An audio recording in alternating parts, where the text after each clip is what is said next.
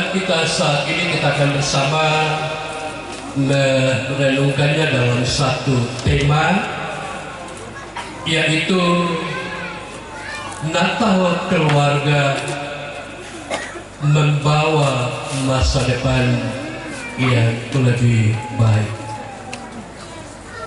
Natal keluarga membawa masa depan yang lebih baik. Keluarga yang dikasihi Tuhan, kita patut bersyukur kepada Tuhan oleh karena kasih-Nya lah, pertolongan-Nya lah, kita boleh dipersekutukan satu dengan yang lain sebagai keluarga besar dalam rangka untuk mewujudkan satu rencana indah dalam keluarga besar, yaitu melaksanakan atau melakukan Natal bersama keluarga besar Matius Bal. Adakah sukacita Natal yang kita alami secara bersama di malam yang penuh kebahagiaan ini? Tentu ada. Ketika saya mempersiapkan khotbah ini,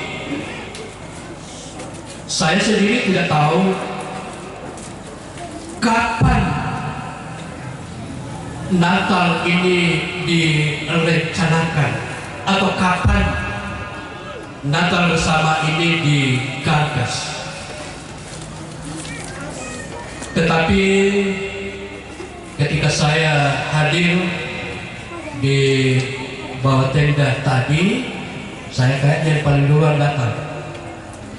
Masih bisa dihitung jari peserta Natal. Saya sempat berbincang-bincang dengan salah seorang panitia yang cukup gagah dan perkasa. Saya tanya, sejak kapan perayaan ini atau Natal ini direncanakan atau digagas?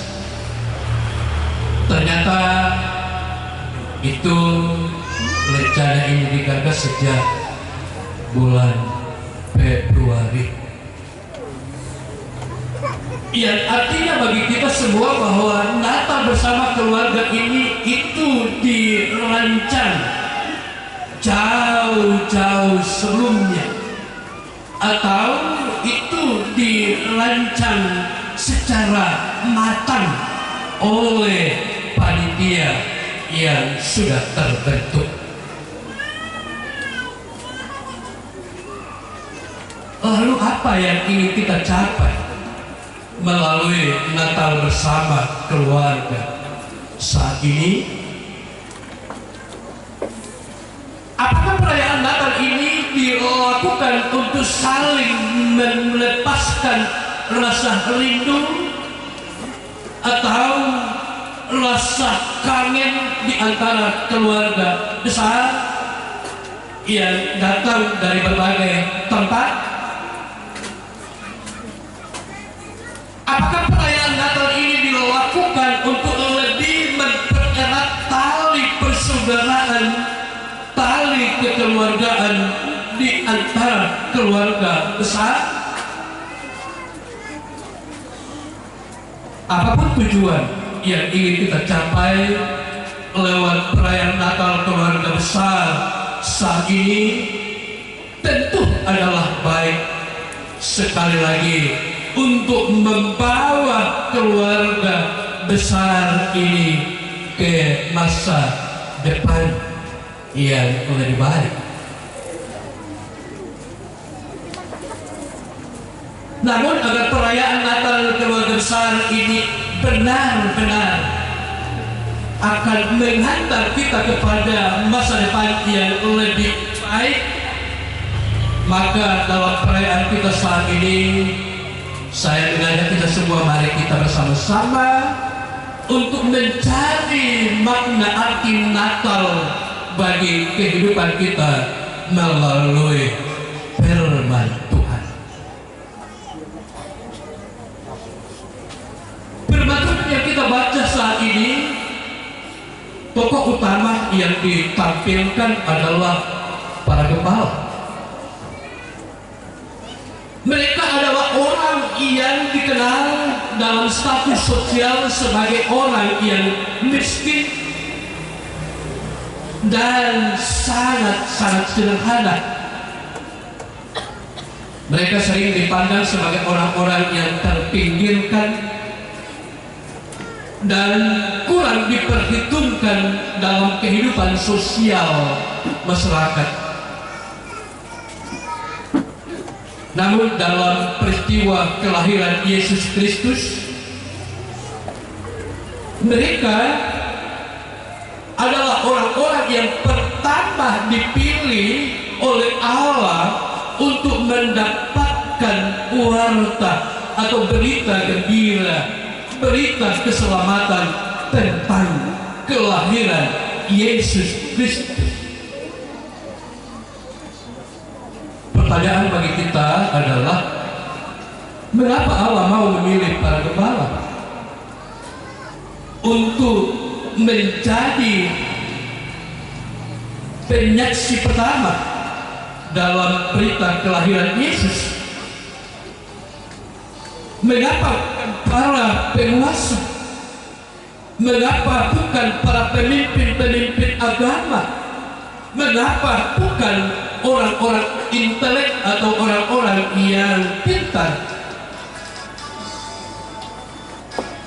Jawabnya adalah karena misi atau tugas Yesus masuk ke dalam dunia ini adalah untuk menyelamatkan manusia dari dosa, dan bagi manusia yang selama ini tersisihkan atau terpinggirkan di tengah-tengah kehidupan masyarakat.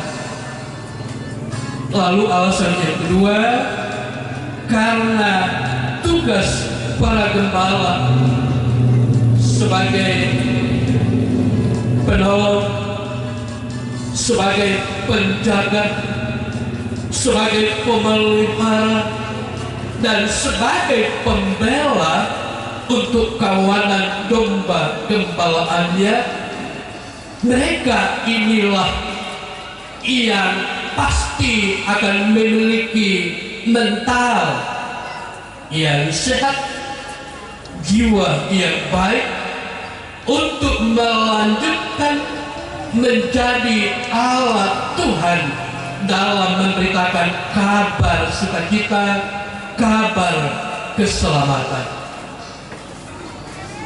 Nah, itulah yang dimiliki atau itulah yang ada pada diri dan pribadi para gembala. Lalu begitu mendengar, begitu menerima kabar gembira, kabar keselamatan dari para malaikat, para gembala segera bangkit, meninggalkan kawanan ternak, meninggalkan zona nyaman mereka, dan berseru, marilah sekarang kita pergi ke Bethlehem untuk mencari tempat di mana Yesus dilahirkan. Mereka tidak sekedar hanya mendengar dan menerima berita itu. Mereka tidak tinggal diam, tetapi mereka bergegas untuk pergi. Warta sukacita dari malaikat telah menggerakkan hati, telah menggerakkan budi mereka untuk pergi, untuk menyaksikan dan mengalami sendiri peristiwa itu secara nyata dan mendalam. Dan akhirnya mereka pun menemukan bayi Yesus yang terbaring di dalam palungan. Setelah berjumpa dengan Yesus, para gembala telah mengalami satu pembaharuan hidup dan sikap mereka berubah menjadi pribadi yang selalu optimis, selalu berpikiran positif dalam menghadapi segala hal. Bahkan mereka selalu yakin bahwa apapun masalah hidup yang dihadapi pasti selalu ada solusi atau jalan keluar untuk mengatasinya. Perubahan yang lain yang juga dialami oleh para gembala adalah mereka bersukacita, mereka memuliakan Allah, hidup mereka dipenuhi dengan semangat dan sukacita. Melalui pribadi yang selalu optimis dan sikap hidup yang bersukacita mendorong mereka untuk mampu meneruskan mereka sukacita kepada dunia ini. Dan melalui pribadi yang selalu optimis, selalu bersukacita, membawa para gembala meraih masa depan yang lebih baik. Keluarga jemaat yang dikasihi Tuhan, melalui perayaan Natal keluarga malam ini sekali lagi diharapkan akan juga membawa keluarga ke masa depan yang lebih baik, sebagaimana yang dialami oleh para gembala. Karena itu ada beberapa hal yang dapat membawa keluarga besar ke masa depan yang lebih baik. Pertama, ya ini mungkin agak panjang karena di catatan saya ini sampai 6, jadi gak sabar ya. Namanya Natal besar keluarga, jadi itu pasti juga panjang. Kalau keluarga kecil, itu hafalnya juga pasti ya agak pendek, seperti pembawa khotbah. Yang pertama, jadi catatan pertama yang pasti akan membawa masa depan keluarga lebih baik. Pertama, jalanilah hidup ini dengan selalu mengutamakan Tuhan, sebagaimana yang dilakukan oleh para gembala. Mereka rela untuk meninggalkan kawanan ternak untuk bertemu dengan bayi Yesus di Bethlehem, mengutamakan Tuhan, rela meninggalkan ternak-ternaknya. Jangan justru sebaliknya, banyak mungkin keluarga lebih mengutamakan ternak-ternak babinya daripada Tuhan. Jadi kalau ini yang terjadi, itu tidak akan membawa keluarga ke masa depan yang lebih baik. Utamakanlah Tuhan. Lalu yang kedua, melalui perjumpaan kita dengan Yesus malam ini, jadikanlah hidup kita sebagai teladan dan contoh, baik di tengah persekutuan jemaat maupun di tengah persekutuan atau masyarakat. Ya, apalagi ya boleh dikatakan bahwa jemaat Ebenezer Keliling ini itu lebih banyak dari keluarga Martinus Balok. Jadi berani saya katakan maju tidaknya jemaat ini itu tergantung kepada keluarga besar. Nah, karena itu sekali lagi jadilah contoh, jadilah teladan baik di tengah persekutuan jemaat atau di tengah masyarakat. Kalau ini yang terjadi, maka pasti akan membawa keluarga ke masa depan yang lebih baik.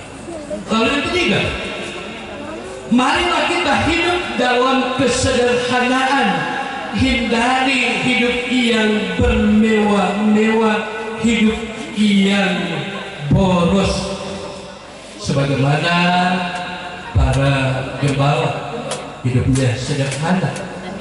Dalam Ibrani 13 ayat 5 dikatakan, cukupkanlah dirimu apa yang ada padamu. Jadi kalau ada yang kita punya 1000, ya usahakan cukupkan diri dengan uang yang 1000. Hindari utang yang bertumpuk-tumpuk, sehingga sekali lagi itu akan membawa masa depan keluarga lebih baik. Lalu yang keempat, hormatilah orang tua di tengah keluarga besar, sebagaimana yang diperankan oleh para gembala. Ia setia dan taat kepada penyampaian atau berita para malaikat.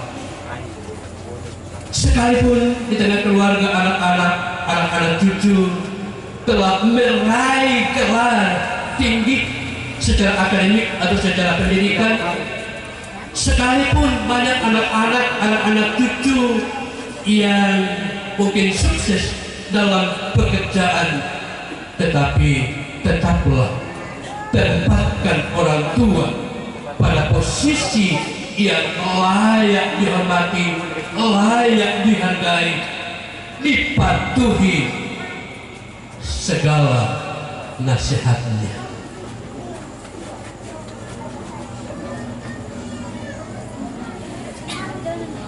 Lalu yang kelima, terimalah dan hargailah